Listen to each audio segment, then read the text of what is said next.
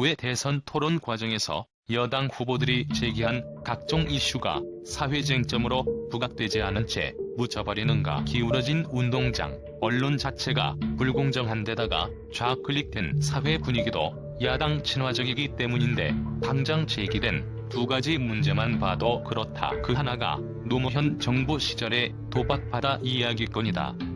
거의 10일 전 자유한국당 예비후보 홍준표는 바다 이야기 사건을 거론하며 노무현 정부는 서민의 돈을 훔쳐 조 단위로 모아갔는데 그 돈이 다 어디 갔느냐고 따져 물었다. 중요한 문제 제기였다. 그 돈이 조금씩 흘러나와 지금 정치자금으로 쓰인다는 말도 떠돌지 않던가. 이명박 정부 초 검찰이 이 사건을 수사했지만 노무현의 죽음 이후 바로 덮고 말았다. 분명한 건 그 천문학적 자금이 서민을 울리고 뜯어간 돈이고 재수사되어야 마땅하다. 그런데도 그걸 다룬 기사는 조중동포에서 찾는 건 거의 불가능에 가깝다. 그보다 더 질 나쁘고 공분의 대상인 건 귀족 대우를 받는 5.18 유공자 문제다. 언론이 그걸 애써 무시, 외면하고 있지만 2월 현재 5,768명에 달하는 광주 5.18 유공자 특권층이 존재한다.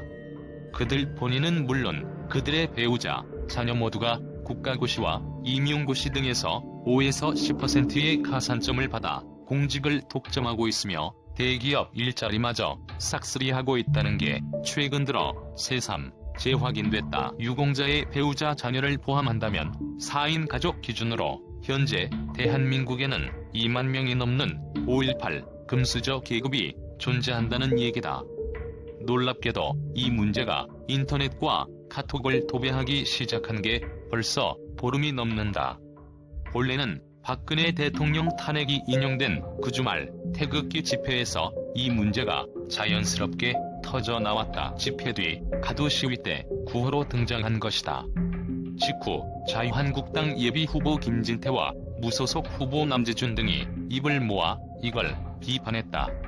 자식을 둔 어머니들이 분노하기 시작했고 노량진 공시촌에서 삼수, 사수하는 젊은이들 사이에서 난리가 났다. 공무원이 되겠다고 밤낮 없이 공부하는 자신들만 들러리 노릇을 한다는 불만이 터져 나온 것이다.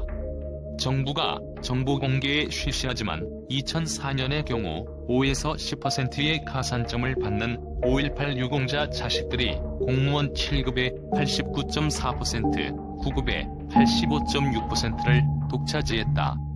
법원 검찰의 서기는 무려 95%가 그들로 채워졌다. 이게 드러나면서 김진태 후보의 경우 가장 강력한 공약을 내세웠다. 공무원 시험 가산점 10%를 받는 국가유공자 자녀를 전수조사할 것이며 5.18 특혜 폐지 가능성까지 시사했다. 남재준도 5.18 가산점이 헌법에 규정된 평등권과 어긋나기 때문에 위헌의 요소가 있으며 반드시 바로 잡겠다고 공언했다. 말이 가산점 10%이지 그건 100m 달리기 시합에서 5.18 금수저들이 50m 앞에서 출발한다는 불공정 게임을 뜻한다는 게 대선 예비주자들의 비유다. 그들이 누리는 복지, 혜택도 너무나 형평에 어긋난다.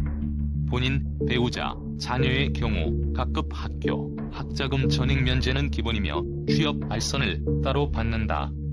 아파트, 우선 분양, 지하철, 시내버스 무료, 국내선 항공기 30에서 100% 감면도 5.18 마패를 손에 쥔 그들이 누리는 특권의 일부다. 물론 이들은 거의 30년 전인 1990년 최고액 3억여 원에 이르는 이른바 민주화 보상금을 따로 챙겼다.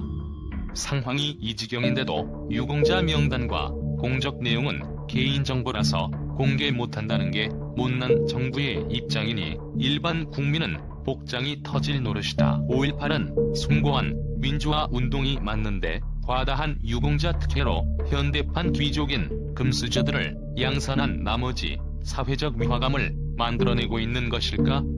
즉 운용상의 잘못일 뿐인가? 그게 아니다.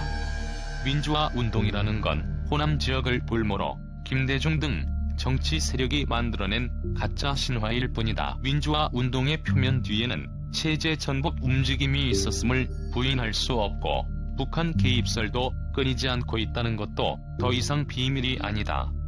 즉 5.18 금수저 문제는 과도한 특혜로 위헌 시비마저 낳고 있는 화근일 뿐 아니라 대한민국이란 국가의 정체성을 위협하는 최대 요인이란 뜻이다. 냉정하게 물어보자. 그런 특혜를 받은 그들이 대한민국에 충성할까? 비뚤어진 지역 정서 속에 대한민국 마인드를 키울 가능성이 높다. 기회의 핵심을 마저 얘기하자.